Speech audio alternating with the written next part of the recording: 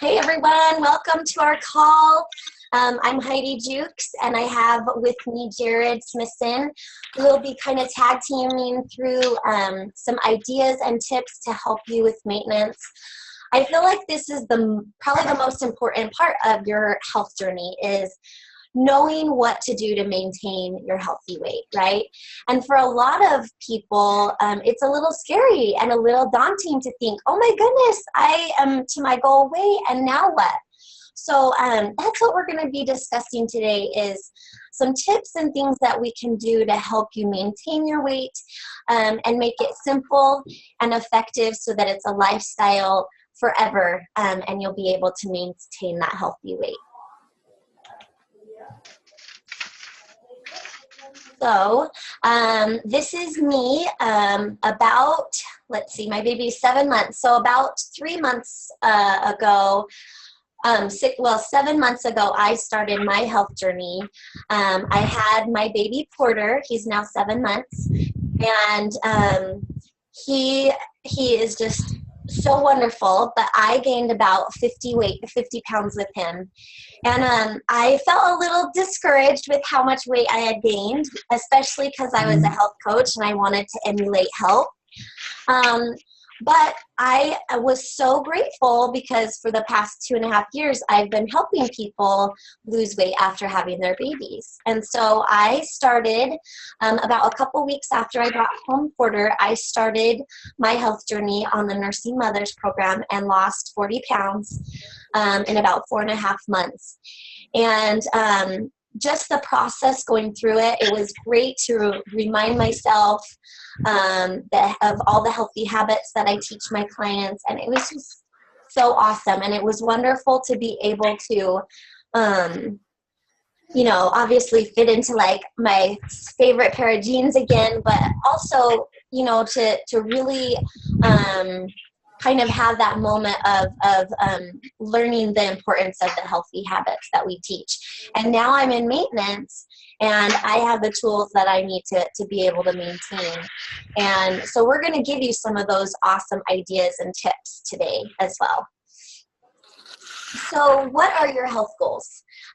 This is a common thing, right? We get to our goal weight and we're like, yes, we're so awesome, I made it. And then it's like, oh my gosh, now what? And the now what doesn't necessarily mean that you stop at that, right? It doesn't mean that you stop being healthy and making good choices. It means that you continue on, right? So becoming a healthier person means that you're eating clean, you're moving every day, whether it's parking further away from the grocery store front door, or you're having that morning exercise of maybe walking around the block or running around the block. Whatever it is to get that movement in every day is going to be really important to help you maintain. Stress a lot less. If you have a stressful job or if your home environment is stressful, you need to be working to find ways to lessen that stress.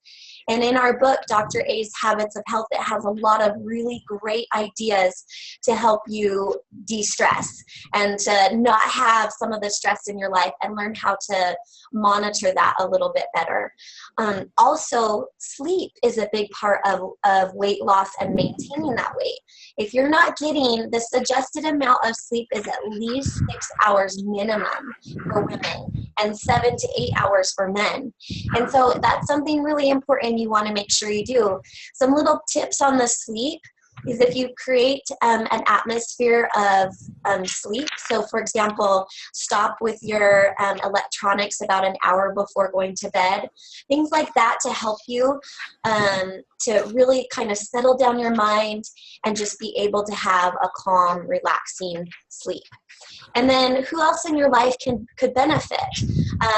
I have several clients that are moms and dads and have families. And so this can benefit not just you, but also your family. And I actually have one of my clients on here that he's going to share some things that it's benefited for him and his family with his lifestyle change and what he's able to do now. And then focusing on your why. Remembering at the beginning of when you started this journey, it doesn't just stop at the scale. It never ends. It keeps going. And so remembering, yeah, I want to maintain my healthy weight so that I can run with my kids, so that I can play whatever sport I want, or whatever that goal may be, or there's my favorite top I want to wear, or so that I don't have diabetes like my dad, things like that are really important. Focus on those whys when you're having a rough time in maintenance. And then obviously, as you're doing these things and creating a healthy lifestyle for yourself in maintenance, results will come, and it will work out for you. Any other comments, Jared? Yeah, if you want to go back to that slide real quick, I've been a health coach for almost 7 years now, and the one thing that Heidi mentioned on there that still evades me is sleep. We're not this idea of becoming healthier. Weight loss is just one phase of it. And I always tell people that when you get to the maintenance phase, that's a really fun part of life, because now you get to learn how to bring back in some of your favorite foods and stuff. And actually, one of the things that I've learned is I enjoy food so much more now, because most of my eating now is simply to fuel my body, and it's about I've built confidence in my ability to stay healthy, maintain my healthy weight, even eat to perform better in activities that I love. I love to mountain bike and play volleyball and basketball, golf, things like that. And so I've been able to go further than just the scale. I've been able to continue to work on my body and work on my health to perform better in those different areas. But know that you're not ever going to be perfect. I always tell people, really focus on excellence, not perfection. Because when we focus on perfection, we're always falling short, so we become easily discouraged. But so become really aware of your world and what's really important to you, because I understand that I'm a night owl. I'm not a lark. I'm not someone who loves to get up early in the morning, unless it's for something that I really love. Like I'll go for an early round of golf or something like that. I'll get up early to go hit the ski slopes here in Utah. But other than that, I don't love getting up in the morning super early. So I understand that I'm not going to set things like going to the gym for first thing in the morning. I'm going to do it later in the day when my body is kind of going and it fits my schedule better. So those are things to think about as you move into this fantastic stage of maintaining and still working on your health, improving on those healthy habits. But make sure that you stay connected to your health coach and you're always checking in, so that at least once a month or so, unless you're like best friends with your health coach and then you talk more often, but make sure that you're connecting with your support network so that you stay on goals. Yes, that's so good. I love what he said. Don't focus on perfection. That's huge, you guys. So big. I love that. Thank you so much, Jared. Okay, so let's talk for a minute about what our current habits are, right? So let's just think, right? So are you practicing the habits of health, basically, that we're teaching, right? So are you eating within the hour of waking up? And then are you eating every 2 to 3 hours? And are you still drinking 100 ounces of water minimum? So it's suggested in weight loss, at least 100 ounces for men and 80 to 85 ounces for women. So incorporating all the habits of health that we teach, making sure that you're keeping that and continuing to do it. Just because you get to your goal weight doesn't mean that you let all the healthy habits that you've been focusing on go out the window. You want to continue to focus on those healthy habits. And we're going to talk in a minute about the foods that you are going to be eating every 2 to 3 hours. Any other comments there, Jared? Nope, that's pretty cut and dry. Just keep up the same habits that you've been using in weight loss. You're just going to sticking close to sticking close to your health coach. You're going to know that you're adding in some more calories, things like that. But really, what it says on the screen is going to help you stay fit and healthy for the rest of your life. Yes. Perfect. Thank you. So let's talk a little bit about the timing, right? So David Jenkins did a clinical study, and he had two groups of people.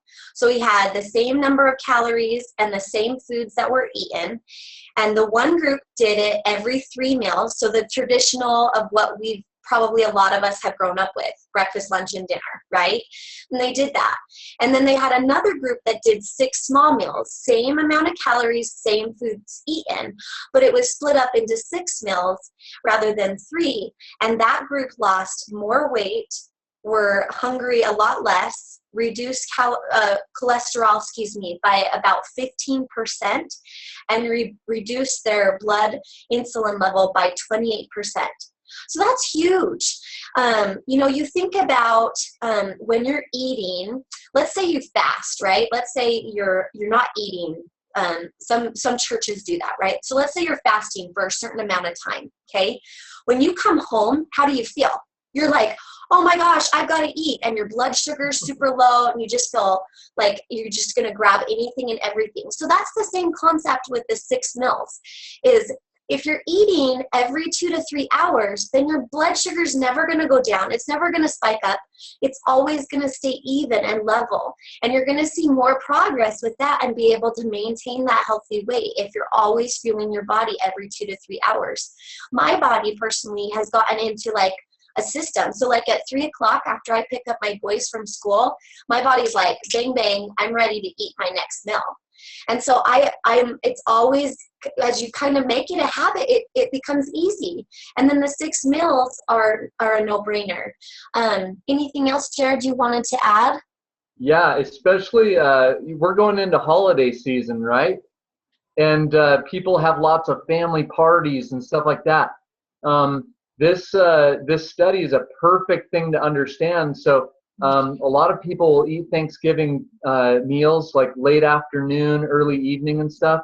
And have you guys ever heard people say, I'm going to save up all day long. I'm not going to eat anything all day long so I can eat all the food I want at Thanksgiving dinner, right? I used to do that. And afterwards, what do they call it? The carb coma. Like I've got to go take a nap and stuff because your blood sugar drops so low, and then you eat all that food and lots of carbohydrates, a little bit of turkey and stuff, but lots of sugary, high carb foods and stuff. And then you go into that, your blood sugar spikes, massive insulin response, and then you crash and stuff. So we want to eliminate that. So continue to eat those small meals every 3 hours during the day before your meal, and then you'll feel less hungry. You won't need as much. One thing I would say with that, especially with holiday meals and stuff, focus on the relationships. Focus on what the holiday means, the background of the holiday, things like that.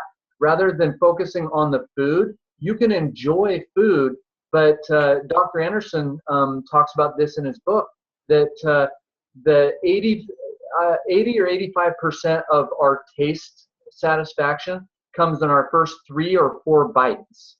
So really enjoy those. Take your time with your food. Eat slowly, but continue on your same schedule throughout the day so that you don't have those blood sugar dips and spikes and stuff. You're going to be a lot more satisfied. You're going to enjoy your food more, and you'll really, I think you'll, this has been true for me. I've gotten a lot more out of the holidays when I've focused on the meaning of the holiday and the relationships with the people that I'm enjoying it with. Yes. So good. I love those ideas. Okay, so let's talk a little bit about our 9-inch plate, right? So at restaurants, they actually will have a 14-inch plate, which is huge. And how many times have we gone to a restaurant and actually like cleared the plate, right? So if you can be thinking about a 9-inch plate and you want to think about separating it into thirds. So one of the thirds is the protein, right? That's your protein source. The other section is your starch or carbohydrate. And then the 50% is vegetables and fruits. And if you can visualize that on your plate and monitoring how much you're consuming and being very mindful about that, then your meals will go a lot smoother, and you'll also not be consuming things that maybe aren't the best options as well. Any other thoughts about that, Jared? Yeah, at home, my wife and I, we didn't go out and buy all new plates or anything like that. Plates are generally beveled on the outside, so they rise up. The middle section, our plates are about 12-inch plates. The middle section is about 9 inches though.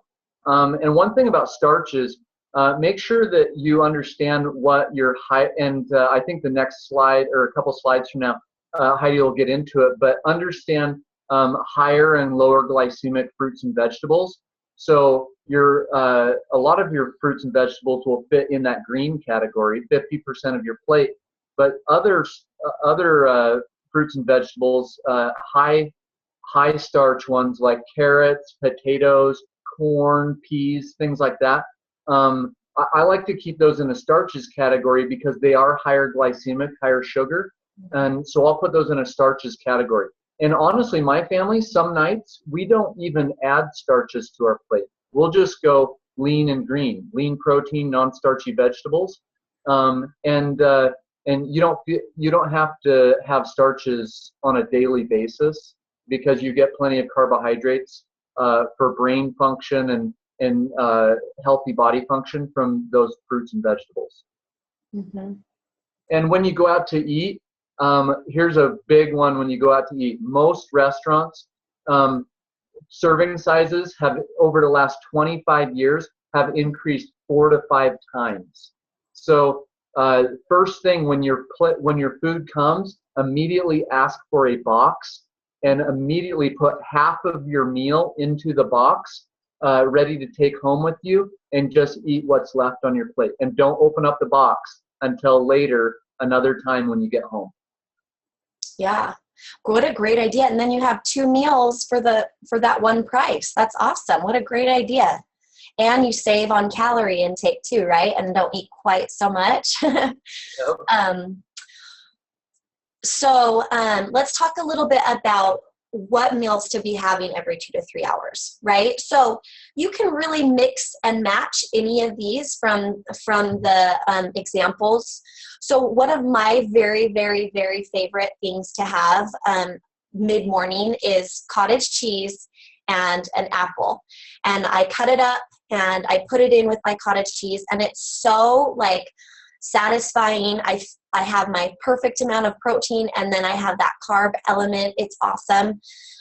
Mid-afternoon, I really love to have some kind of vegetable. So I'll usually do like, I have a lot of celery. So I usually do like celery, and then I will use Greek yogurt and have Greek yogurt and use a little bit of Italian dry seasoning and mix that up and dip my vegetables in that. So I'm getting my protein and my carb, but kind of a fun, different way of doing it. So you can really mix and match and get creative. And then obviously there's the awesome meal replacements, the grab and go, portion controlled carb balance meals as well, that you could, carb protein balance meals that you can incorporate as well in a 3-and-3 maintenance plan, which is awesome because then out of the 6 meals, you're only really planning 3. That's something that I've been incorporating into my healthy maintenance plan, and I love it because I am so busy with my kids. So the thought of planning 6 meals is a little daunting to me. So I love having the meal replacements on hand. I can grab them out the door and be on my way to wherever. So those are a great option as well if you don't have a lot of prep time to plan your meals. Any other thoughts, Jared? Great thoughts. I drink a chocolate shake every single morning for breakfast because I've never been a breakfast eater, and really solid foods have always kind of been like, it's probably more mind over matter for me. But I just don't like eating a bunch of solids for breakfast first thing in the morning. But I love drinking a shake. It seems really light and easy going down and stuff.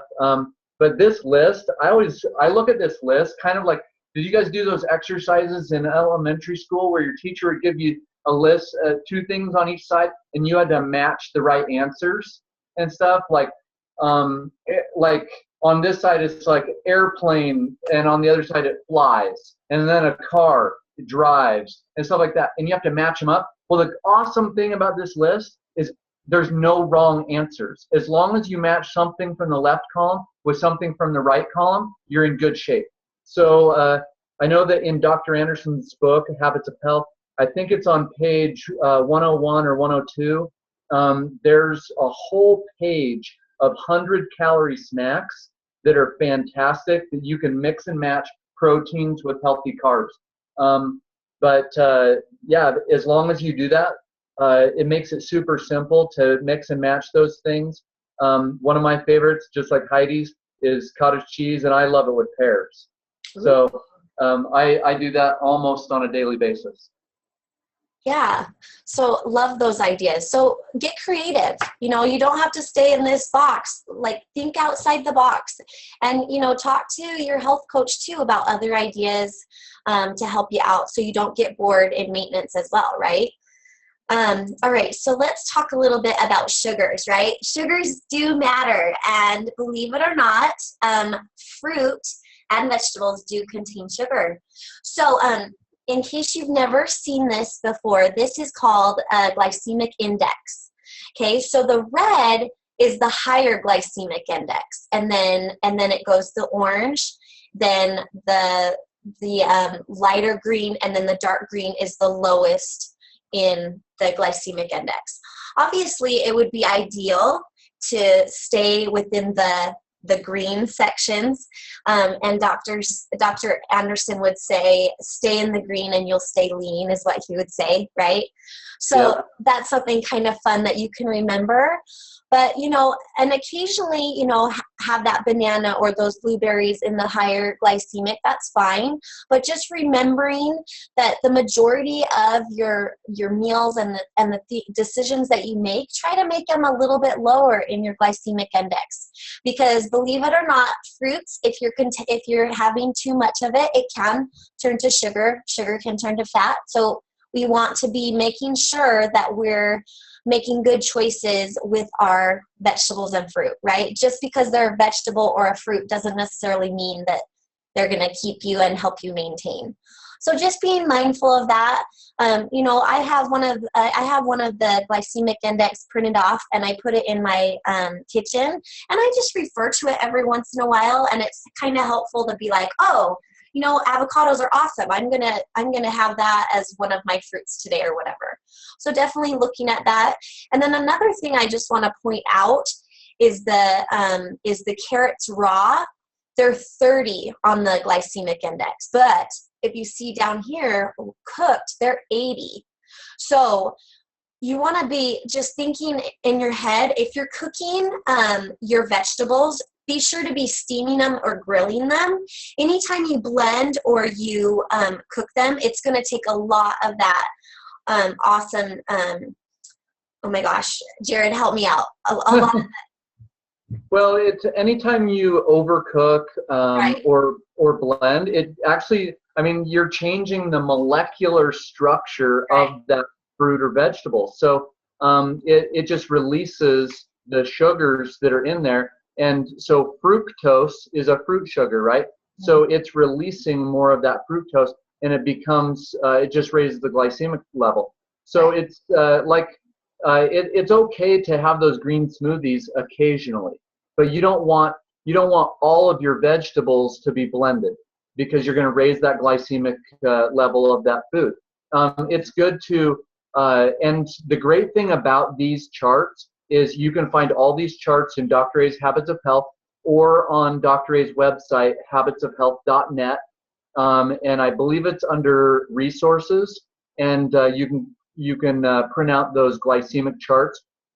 For obviously here on this page, we show fruits and vegetables, but he also shows one for grains and cereals, things like that, and a lot of different resources for you to, but make sure that you're communicating with your coach about these things, because they can help you with a lot of different ideas. Yes. Thanks so much, Jared. And then long-term success, right? So biggest thing, we've already discussed this and Jared's brought it up quite a few times, is checking in once with your coach, right? A month. So just, letting them know how you're doing. If you're struggling, reach out to them. Let them know if you're having a hard time, and you guys can game plan together about what to do to help you get down to where you're wanting to stay. And then, considering paying it forward and helping other people with their health. That's a great way to not just help your friends and family around you, but it's a great way to stay accountable too. And there was a study done that at Johns Hopkins University that health coaches that become health coaches are 5 times more likely to reach and maintain their healthy weight. 5 times. That's a lot. That's like 500% or more, which is amazing. So to have that extra accountability, but to also be able to help your friends and family is huge. And then if you're treating this as a diet, you will gain the weight back. So just remembering, this is really, now that you're in maintenance, it's a lifestyle. You're still going to eat every 2 to 3 hours. And Jared, he's been in maintenance for 6.5 years. He still eats 6 small meals a day, every 2 to 3 hours. He still tries to work on his sleep, right? He's still trying to stay active. So if you're thinking of it as a lifestyle, then you'll keep the weight off. But if you're thinking as a diet, then it will come back. And so just really changing that mentality if you are thinking of this as a diet and even in maintenance. And then, really making sure that you're using your Dr. A's Habits of Health book as a reference guide. There's so many great things in there. There's exercise programs for walking or running. There's also lifting programs to show you exactly how to be lifting if you're wanting to incorporate that. There's information in there about sleep, stress. So, if you don't have that book for some reason, be sure to get that. It's such an important resource. There's a reason why we use that. And why we have it is to teach you the healthy habits, but to have it during maintenance is key, because as you get going and stuff and you're losing your weight, you kind of forget about some of this stuff. And so it's great to have it and to be able to refer back. I'm sure Jared can agree with me that he probably looks at his Habits of Health book all the time to remind him or look back at other ideas and things like that. So be sure to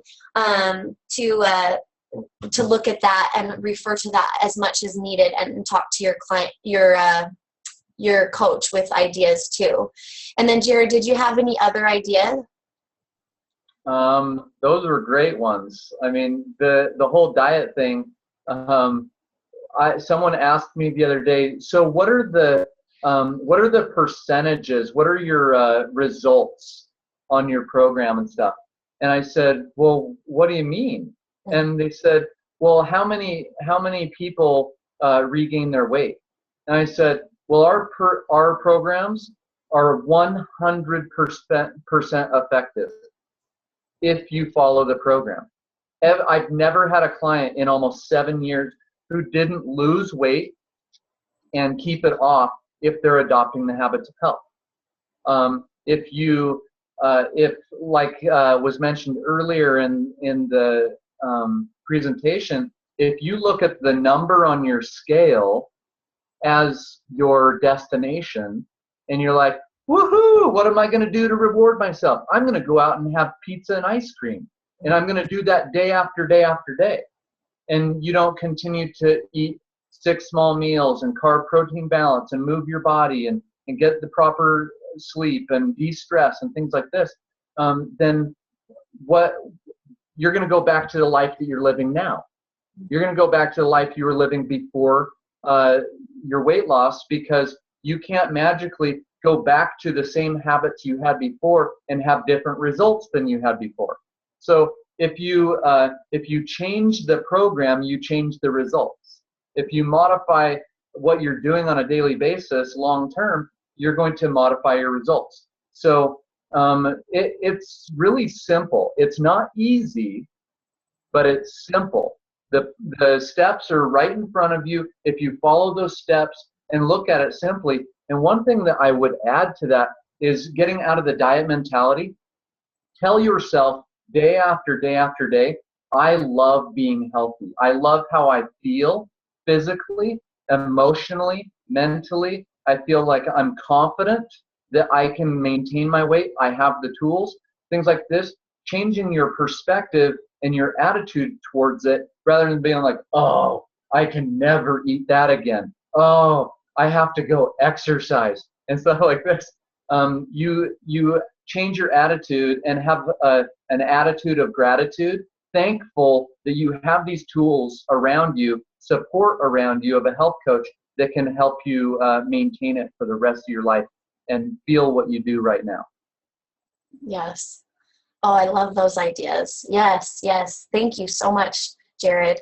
Okay, so I actually have one more slide to show. So this is one of my clients, Ryan. He lost 95 pounds on our program, and he has been just doing awesome in maintenance. And so I asked him to come on and share some of his ideas of things that he's done to maintain his healthy weight. And it's been so fun to hear his progress and how he's been doing. So Ryan, will you just take just a few minutes and just share kind of some ideas, like with how it's benefited your family, and just maybe some healthy tips that you've been doing, or some of your favorite snacks that you've turned to? Sure. I've really enjoyed who I've become. The attitude of gratitude is a huge component, and I really appreciate Heidi. Her and my wife are two of my heroes, and they have helped me to become who I am today. And it's more than just how drastic this picture is, but more of who I have become as a person and how much I appreciate being healthy. As far as like some of the things that I've done in maintenance, I'm discovering, trying to find things that fit who I am. And there's some days that I'm like, oh, this is wonderful. And then there's other days that I've had stuff and I'm like, that didn't work. And I feel crummy at the end of the day. But it's kind of like what Jared was saying. I don't get down. I just try and say, oh, darn it, let's move on. Let's keep going. Let's do better. So some of the things that I've really enjoyed, I enjoy the Greek yogurts. That's a big one. But I'm kind of funny. I've got a funny new thing that I just use like dry cereal, dry granola. And I mix dry granola with some different seeds and stuff, and mix the dry cereals into the yogurt, and it makes sort of a paste. It's kind of, my wife doesn't like it, but I love it. So that's what I eat for breakfast, and it's just delicious. So I find it's finding things that I love, finding things that my palate can handle. I've a new client that Heidi has coming on. She asked, and she's going to be coming to me tonight and just giving ideas about different things. And I said, it's fun. I told her on the phone, I said, it's fun to discover new things. It's fun to discover what makes me happy. And it doesn't have to be dreadful. And a lot of people think, oh, it's a diet, so it's dreadful. It's fun. It's fun to discover new things. It's fun to try new recipes, and we love it. So anyway. Hey, thank you so much. I love those ideas. Thank you. So, oh my gosh, I have to say I love that word, discover. Mm-hmm. Yeah, that is amazing. Yeah. And that's so how it is too, right? Don't you think, Ryan, that as you've gone through this journey, and you're still on it, that you've discovered things about yourself, but more about even health and what you were putting into your body before. Do you feel like that is true? Yeah, and I've even gone to a few of the old I don't want to say old habits, but old foods that I enjoy, and some of those old foods taste pretty good, and some of them are pretty yucky. One of them was Costco pizza. It's so delicious, and I had a slice. I had 2 bites of a slice and went, "Oh, this is delicious." And on the 3rd bite, I was like, "Ooh, this is not so good anymore." It just made me feel icky. And so, anyway. And I find that interesting, when we're fueling our bodies with things that are healthy and good options, that sometimes when we put other things in our body that maybe aren't as great of an option, we can feel like that. I'm the same way. If I ever have something kind of not the most healthiest option, I kind of feel lousy after I eat it. And so, it's interesting. If you take care of your bodies, your bodies will treat you well back, right? So it's kind of hand in hand. If you're fueling your body with good things, it'll work and function, and you'll be able to do a lot more with it. So, Ryan, you're awesome. Thank you so much for being on and sharing your thoughts about maintenance. Have you been maintenance 2 months, 3 months? I can't remember. It all just seems to blend in. It's all. I know. Well, he's been rocking it. It's good though. I've been so impressed. And, Jared, thank you so much for hopping on and your great ideas. He always has such great ideas for us. So thank you, everyone, for taking the time. And if you guys have questions or concerns or comments, please reach out to your coach and talk with them about ideas. We're here to help you guys. And thank you so much. Bye-bye. Thank you, Heidi. Thanks, Bye-bye. Heidi. Thanks.